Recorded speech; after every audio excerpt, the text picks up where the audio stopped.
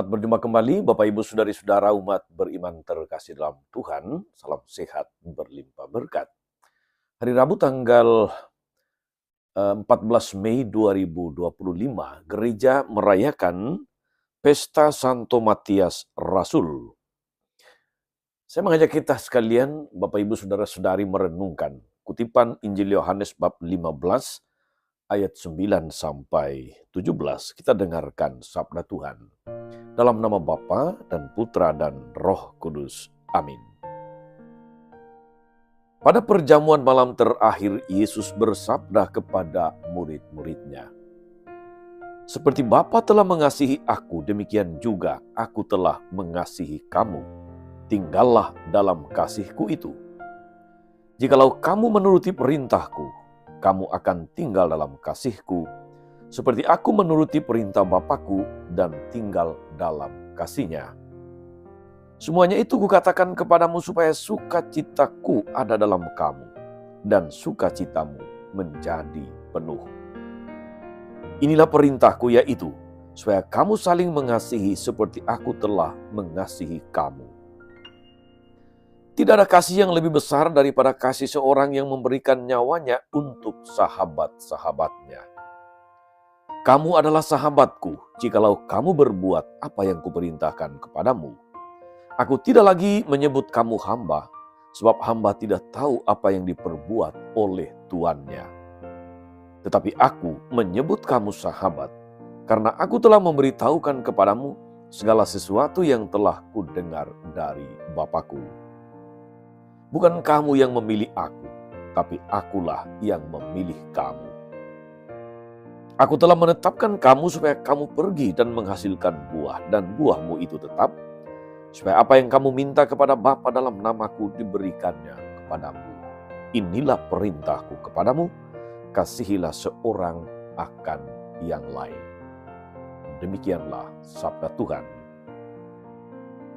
Bapak Ibu Saudari-saudara umat beriman terkasih dalam Tuhan, dalam perjamuan malam terakhir, Yesus menyampaikan perintah, yaitu perintah kasih. Menarik apa yang disampaikan Yesus dalam kutipan Injil hari ini. Mengasihi orang yang dekat dengan kita, seperti anggota keluarga, sahabat, teman-teman dekat. Itu adalah hal yang biasa. Orang-orang yang tidak beriman pun melakukan hal demikian. Jadi apa yang istimewa dari perintah Kristus tadi, saudari-saudara? Pertama-tama, cinta Kristus itu mengubah hakikat manusia berdosa menjadi sahabat-sahabat Allah. Cinta itu menjembatani dua pihak yang sebetulnya sangat jauh berbeda derajatnya. Allah yang kudus dan berkuasa dengan manusia yang berdosa dan lemah rapuh. Cinta baru ini memberi energi baru pula. Sehingga Allah yang agung dan penuh kuasa itu mau berkorban untuk meningkatkan harkat atau martabat manusia berdosa. Saudari-saudara, pemahaman dasar ini yang hendak ditanamkan Kristus dalam diri para murid. Mereka juga harus memiliki kadar cinta yang menjembatani perbedaan-perbedaan manusiawi. Menghilangkan sekat-sekat, menghilangkan pengkotak-kotakan sosial, dan menumbuhkan daya dan kerelaan untuk berkorban demi orang yang dikasihi. Dari saudaraku umat beriman terkasih, cinta yang mengabdi itulah keinginan Kristus untuk kita. Kualitas cinta seseorang diuji ketika dia berada dalam pilihan yang sulit. Terutama ketika dia dituntut untuk berkorban bagi orang yang dicintai, bagi orang yang dikasihi. Yesus tidak sekedar mengajar tetapi menunjukkan teladan pengorbanan itu. Dia tidak sekedar omon-omon. Maka perintah untuk saling mengasihi bagi umat Kristiani, bagi kita, mewajibkan kita untuk melangkah lebih dalam dari sekedar relasi dan kedekatan karena ikatan emosional, karena ikatan kekeluargaan, suku, ras, agama, dan sebagainya. Semua itu ada pada banyak orang, termasuk pada mereka yang tidak percaya kepada Kristus. Cinta Kristiani harus digerakkan menjadi cinta yang mengabdi, yang mau memberi diri untuk orang yang dicintai semata-mata demi orang itu, bukan cinta dengan pamrih. Dari saudara umat beriman terkasih dalam Tuhan, cinta Kristiani itu pula cinta yang penuh pengorbanan. Kebanyakan orang Kristiani sendiri tidak sanggup menghayatinya secara penuh, apalagi menjadikan diri teladan bagi banyak orang, bagi masyarakat luas.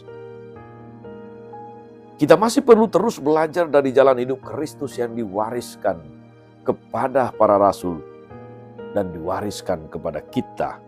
Kita perlu terus-menerus menjalin hubungan yang akrab dengan Kristus, agar dari kelimpahan rahmat-Nya kita menimba karunia kekuatan untuk mewujudkan cinta yang mengabdi penuh pengorbanan itu.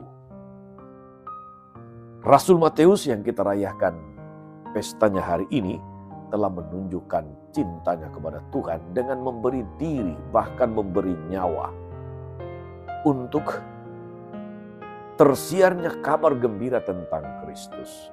Supaya makin banyak orang yang percaya, makin banyak jiwa yang diselamatkan.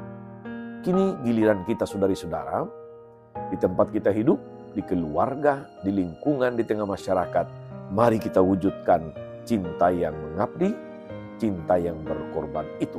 Sebab dengan demikianlah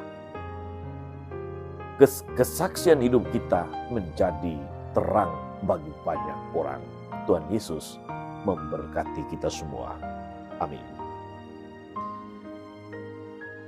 Tuhan Yesus Kristus, kami bersyukur karena Engkau adalah kasih yang hadir di tengah dunia. Engkau menunjukkan kepada kami, Engkau memberi contoh teladan hidup yang agung bagaimana mencintai dengan penuh pengabdian dan pengorbanan. Mencintai tanpa pamrih. Kuatkan kami yang seringkali menghayati cinta itu secara egois. Mampukan kami agar kami boleh belajar untuk mengasihi, belajar untuk mencintai, sebagaimana Engkau sendiri telah menunjukkannya.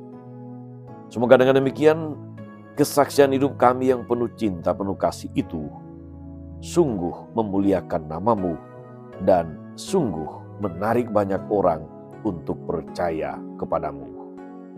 Engkaulah Tuhan dan pengantara kami sepanjang segala masa. Amin. Saudari-saudara sekalian, berkat Allah turun atas saudari-saudara, atas mereka yang kita doakan atau kita janjikan doa. Mereka yang sakit dan menderita segala rencana, karya dan pelayanan hari ini, Bapa, Putra, dan Roh Kudus. Amin. Tetap sehat, teruslah menjadi berkat. Jangan lupa like, subscribe, nyalakan lonceng notifikasinya. Salam 52, Tuhan memberkati.